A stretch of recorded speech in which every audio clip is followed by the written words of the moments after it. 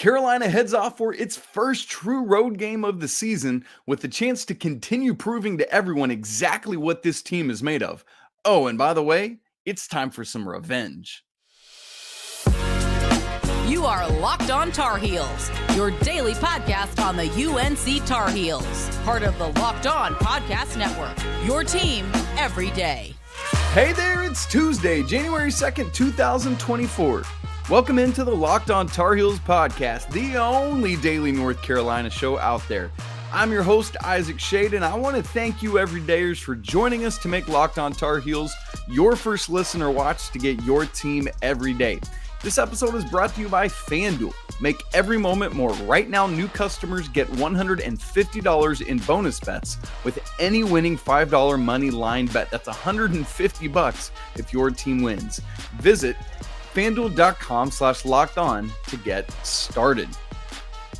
Well, folks, here we go. Coming up on the show today, we got to get you ready for Carolina's second ACC game of the season, but the first of the main chunk of these final 19 games. Tar Heels heading up to Pittsburgh to take on the Panthers. So we'll have the preview of that, four-corner style as we always do, my prediction, all of that coming up for you. By the way, if you want to be in on chatting with us, hanging out during the game, make sure to come into the Locked On Tar Heels Discord channel where we're talking Carolina stuff all the time. The link for that is in the show notes. Carolina is up to number 8 in the new AP poll. It's a big week for the Tar Heels. Pitt tonight and then at Clemson on Saturday. You win both of those games, you're looking at continuing to rise up the polls, especially now as everyone is getting into conference play. Big opportunity. Also, since it's Tuesday, you know that means it's time for Tuesday trivia. We'll ask it now, and then we'll answer the question toward the end of the show. You ready? Here we go. Mr. Armando Bacot has 1,987 career points. He is 13 away from becoming the 7th Tar Heel ever to score 2,000 career points. Your question, who are the other 6? Again, the answer to that coming up at the end of the show. So let's look big picture at this game at Pitt. I said it already, but this is the first true road game of the season for the Tar Heels. Isn't that kind of interesting? You might not have guessed that. But every game Carolina has played so far has either been in the Smith Center or at a neutral site. It's not typical for the Tar Heels, but here we go, and here we are.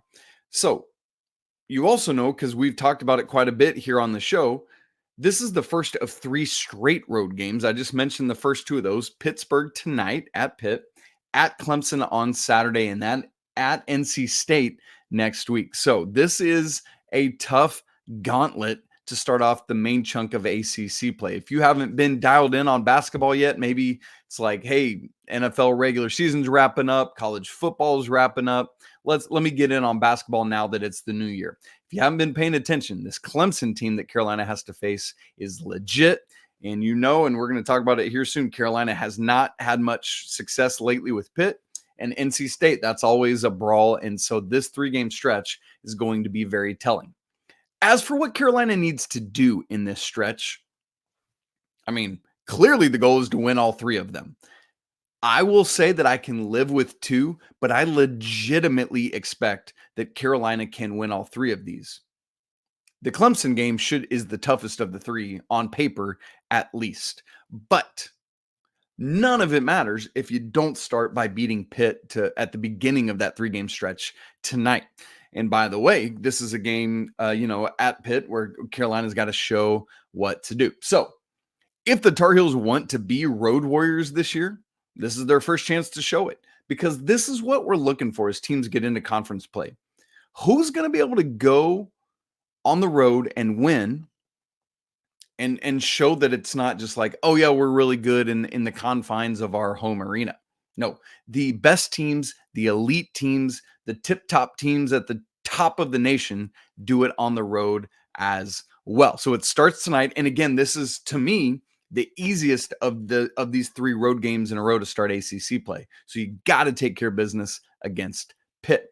Now, interestingly, the first 2 years of the Hubert Davis era, there's been a little bit of a dichotomy of how Carolina's done on the road. The first year of the Hubert Davis era, Carolina was 8-3 on the road overall, 7-3 in ACC play. They played at College of Charleston that year and won there. So 7-3 ACC road record, you'll take that. Obviously, I'd love to have even more, but 7-3 is strong. Last year, though, Carolina was not as good on the road, 4-7 overall. They played at Indiana in the ACC Big Ten Challenge, and then 4-6 in ACC play.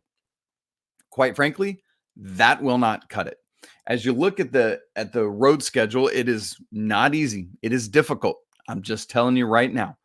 I would like to see Carolina, despite how difficult it is, at least go 7-3, if not 8-2, 9-1.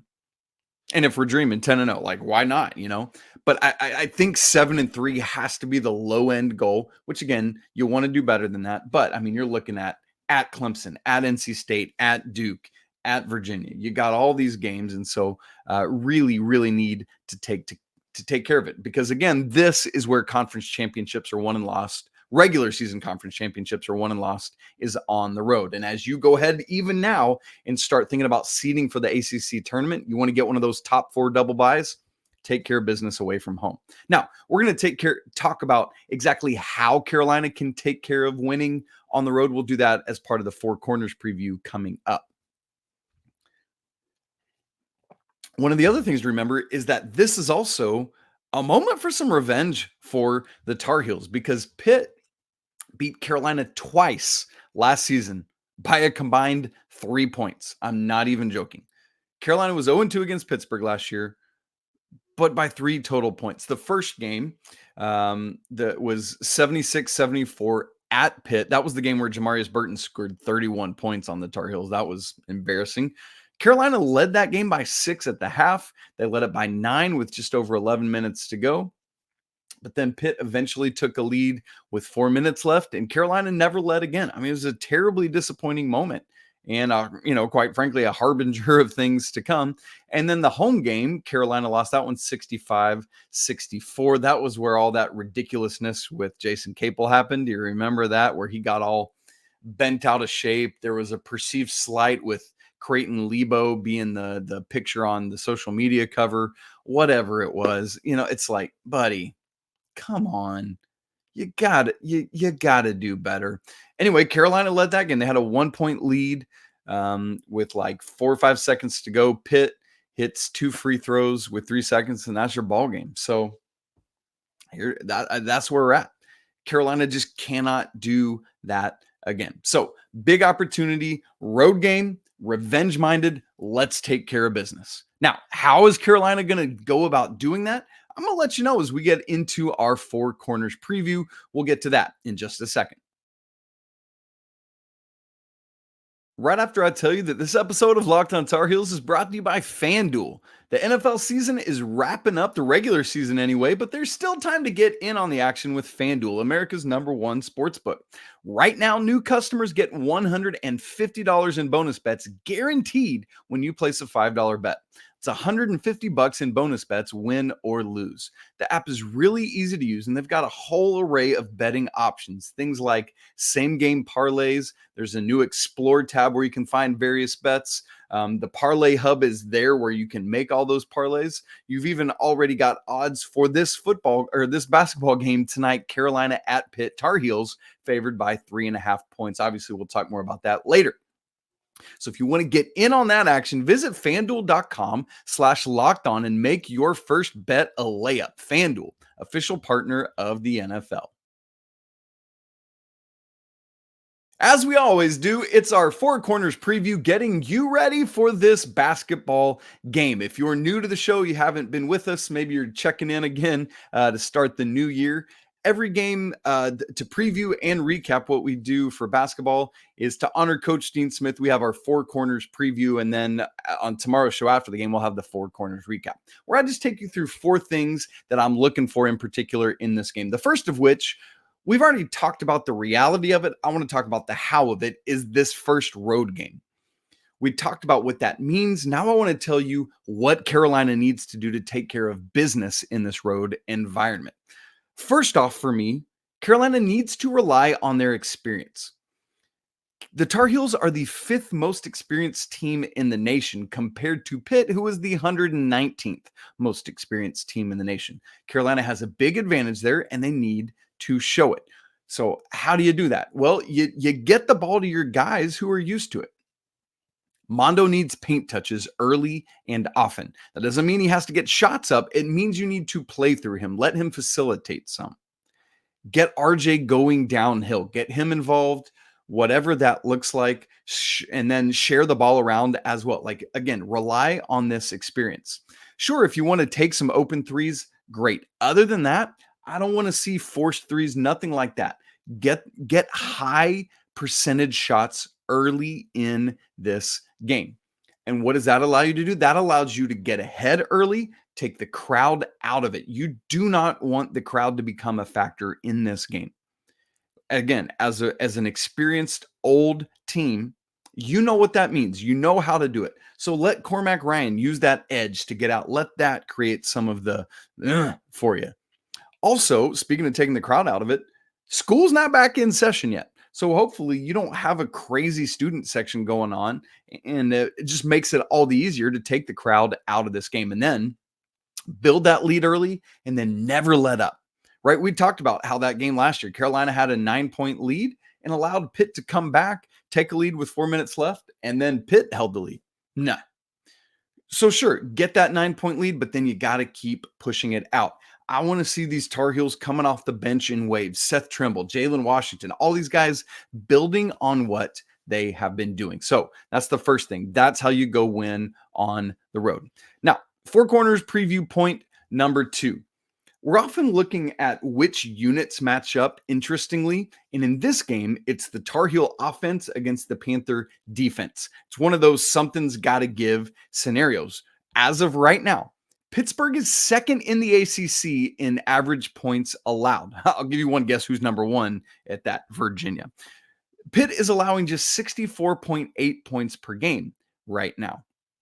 In fact, they've only allowed 2 opponents that they've played this year to score 80 points, and one of those was 81 and the other was 86. So no one has scored more than 86 points on Pittsburgh this year.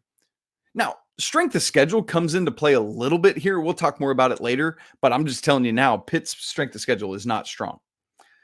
Now, flip-flop this, Carolina, on the other hand, has only scored less than 80 3 times this season, and that's 76, 77, 78 points. So Carolina has never scored fewer than 76. Pitt has never allowed more than 86. Something has to give in this matchup. Which is it going to be? I think I know which way that's going to be. But again, that's on paper. We got to see how it's going to play out. So we're critically watching this. How does Carolina's offense do against that Pittsburgh defense? Something to watch out for. Number 3 on our Four Corners preview that we're watching for. Remember coming out of the Charleston Southern game, we talked about, and this was on yesterday's show on New Year's Day, that Carolina played a lineup against Charleston Southern that they had not played all season long. But it was one that we'd been looking for, wanting to see, hoping that Coach Davis would roll out there. And he did. That lineup, again, RJ Davis, Cormac Ryan, Harrison Ingram, Jalen Washington, and Armando Bacot. So basically, Coach just said, all right, here's the starters, took out Cadeau, put in Jalen Washington. So it gives you bigger size advantage, a bigger front court, and allows you to do things. Now, part of the reason Carolina has been able to do this is that RJ Davis has not just been a scorer. He's been a great facilitator. Again, as a reminder, in the past 2 games combined, 15 assists, 0 turnovers. He's doing the things that you need RJ to do, but he's handling it himself. And that allows you, with Elliot just not scoring very much, to get in a Jalen Washington to do that. Now, that's critically important to have that kind of bigger front court in a game like this. Why? Because Pittsburgh leads the ACC in total rebounds per game at 42.2. Now, Carolina's 4th. They're not doing poorly. They're 4th in the conference at 38.5 rebounds per game. But it's not it's not what you're usually used to seeing from the Tar Heels, where they're blowing out everyone on the glass. So will we see more of this lineup? I don't know. But against the conference's leading rebounding team, you expect, and again, with Coach Davis harping on, hey, we got to rebound the ball better, getting in a bigger lineup will certainly allow you to do so. So we'll see. That's point number 3. Four corners preview number 4.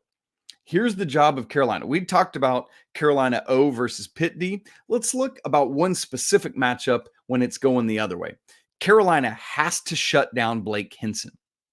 Last year, it was Jamarius Burton, right? Like, he's the dude that torched Carolina. But Blake Hinson is the 3rd leading scorer right now in the ACC, behind only RJ Davis and Clemson's PJ Hall, who again we'll see on Saturday. Last year, Carolina did a really nice job of holding Hinson in check. In the first game, Hinson scored 16. I'll give him that, but he needed 14 shots to get there. Shot just 4 of 14 from the field. In the second game against the Tar Heels, he only got 2 points. In those 2 games last year, Blake Hinson was a combined 5 of 21 from the field, 3 of 14 from 3. Here's the difference. This year, North Carolina doesn't have a young man by the name of Leaky to guard Blake Hinson. So who is going to be the guy that says, look, I got this, give me the assignment? Is it Cormac Ryan? Is it Harrison Ingram? I'm guessing it'll be one of those 2 guys, but we got to wait and see. And then just exactly how Carolina is going to attack it.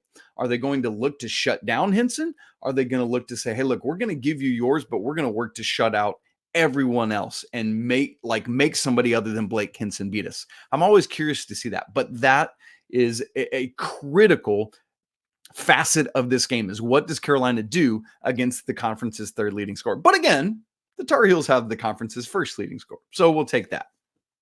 For me, the key to shutting down or slowing down at least Blake Hinson, because a lot of times you're not going to be able to completely shut down a player of his caliber, is to be physical with him. Why do I say that? Well, number one, that just bothers people, but also because he's shooting just 65.6% from the free throw line this season.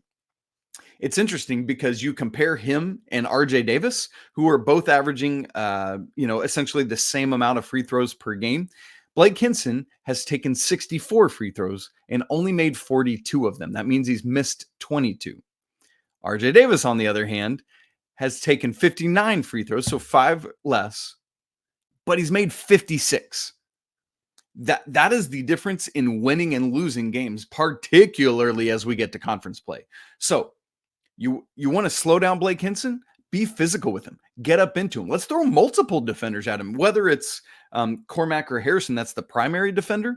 Let's use a bunch of dudes on him, get him bothered and frustrated, make him get to the line where, he's only shooting 65.6%. That is the Four Corners recap. All right, I want to get you set up to know more specifically about Pitt. I want to paint all these big picture things, but then let you know, here's what we can be on the lookout for from Jeff Capel's team, what their strengths are, what they're doing well, what they're not doing well, what they've done so far this season, give you my prediction, and also big win for the Carolina women on New Year's Eve. And of course, we got to get you the Tuesday trivia answer. All of that coming up in just a second.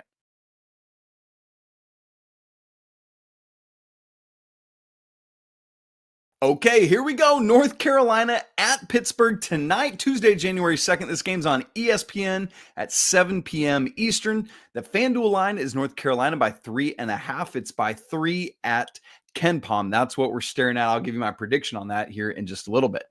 Series record. North Carolina does not lead the they lead the series, but not by as much as you would probably think coming in. Remember that Pitt just, since 2014, 15, somewhere in there, has been in the ACC. So they've not played a ton, but they've played. This will be the 24th all-time matchup. Carolina leads the series 15-8. Again, you would probably think it's a wider margin than that. In fact, you would like it to be a wider margin than that. Here's the thing. It was up until the last 3 or 4 years, because Pitt has won 3 in a row and 5 of the last 6 in this series. You probably wouldn't have guessed that, but it's true. So that means prior to this little Pitt dominance of the series, Carolina led the series 14-3. That's more what you would expect out of this. Now, to be fair, those 6 games that Pitt has won 5 of have coincided with the last 4 years where the Tar Heels just haven't been the Tar Heels, right? We all know that they've not been to Carolina standards since essentially the 18-19 season. And 18-19 and before that, the Tar Heels had won 6 straight in the series. That's what Carolina needs to get back to. It's time to change that narrative starting tonight, because I am sick and tired of not consistently beating Pitt. There is no reason for it, and you got to take care of business today. As you know, their coach is Jeff Capel, former Duke star, and the brother of former Carolina player Jason Capel, as we talked about earlier, who made that whole stink last year. And it was just like, bro, nobody's thinking about you. Like, you're making this about you and nobody else is. Stop it, right? Just stop it. So this is Capel's 6th year at Pitt. The Panthers made the tournament last year, but that was the first time they had done so since 2014. Woof, that's not good. The Panthers right now are 45th at KenPom. They are 41st in the net, meaning that this is going to be a quad 1 opportunity for the Tar Heels, which is a big deal. Right now, Carolina has 2 quad 1 wins. This could be the 3rd. True road games, you get a team can be ranked as low as 75th and it be quad 1. So Carolina's got some good space here to beat Pitt and not worry about Pitt falling out of that threshold. So this is a quad 1 game for the Tar Heels. Pitt was picked 9th in the ACC preseason poll. Thus far, they are 9-4 on the season and 0-2 in ACC play. Of their 4 losses, it's to Florida at a neutral site, Mizzou at home, Clemson at home, and then Syracuse on the road this past weekend. Again, Clemson's really good. Nothing wrong with that loss. Florida is a strong team. Mizzou's not as good this year as they were last year. So especially losing that game at home, you can't really do that. Syracuse on the road, you can understand that. That's kind of a toss-up game. Here's the deal with Pittsburgh's wins, though. They don't really have any wins of note. Their best win is West Virginia, who's 125th at KenPom. In fact, all 9 of their wins are either quad 3 or quad 4 games. They have 0 wins in quad 1 or 2. That's not good. But what does that mean? They're going to be looking to make up for that, looking to atone for that in this one, because this is a big-time quad 1 opportunity for Pitt, just like Carolina. The Tar Heels have to be ready. This is not a great Pitt team, but that doesn't mean they can't win this game. Got to take care of business. I talked about the strength of schedule earlier. As you know, because you've been tracking with the Tar Heels, you've been tracking with the show, Carolina has been tested a lot this season. In fact, their non-conference strength of schedule is 22nd. Pitt's 321st. So again, that doesn't mean that Pitt doesn't have the talent or capability to win this game, but they have not been in this type of environment yet, where Carolina, that's about all they've done, it feels like, has been in this type of environment. Carolina's ready. They've been tested, but they got to go out and do it. So as far as players to watch for Pitt, I want to give you 2 specifically. Thank goodness Jamarius Burton is gone. Remember, he torched Carolina last year. They just let him go one-on-one, and Tar Heels couldn't do it. We talked about Blake Hinson earlier. He's averaging 19.5 points, 5 boards, and 1 assist. Where he's really making hay is beyond the arc. 44% on 8 attempts a game from 3. So that means, again, we talked about guarding him. You got to get up in and run him off the 3-point line, make him a driver. The other player you need to know about, you probably don't know about unless you've been following college basketball closely already this year, because he's a freshman, and that's Carlton Carrington, who is Pitt's freshman point guard. He is a dude. I'm not going to mince words with this. He's awesome. You need to check him out. I mean, obviously you will tonight, but he is in first round NBA draft consideration. That's the kind of dude he is for me right now. The front runner for ACC Freshman of the Year. Jared McCain from Duke is making some noise with that, but right now for me it's Carlton Carrington. So watch out for him. He's second in the ACC in assists with 5.2 a game, behind only Virginia's Reese Beekman. He's averaging 14.1 points, second on the team behind Blake Hinson, and 5.3 boards. So he is a guard that's doing a lot, filling up the stat sheet, got to not only shut down Blake Hinson, but RJ is going to have to do work on him, or Elliot, whichever is on Carrington. The other thing, and this is just kind of more tongue-in-cheek, but you remember Federico? That's one of Pitt's big guys. They've got those twins as well, but Federico, one of my favorite names in all of college basketball. He's still around at Pitt, so we'll get to see him play tonight as well. Two other things to know about the Panthers. We talked about Blake Hinson not being good at the free throw line, so get physical, send him there. It's true for their whole team. They're only shooting 66% from the free throw line. That's 299th nationally. Contrasted with Carolina, who's shooting 10 percentage points better, 76.5. That's good for 30th in the nation. So Carolina wants to get to the line, but quite frankly, they're not going to be all that upset about sending Pitt to the line either. Where Pittsburgh does thrive is they get a lot of their offense from deep. Their 36.4% of their points come from the three-point line. That's 45th nationally.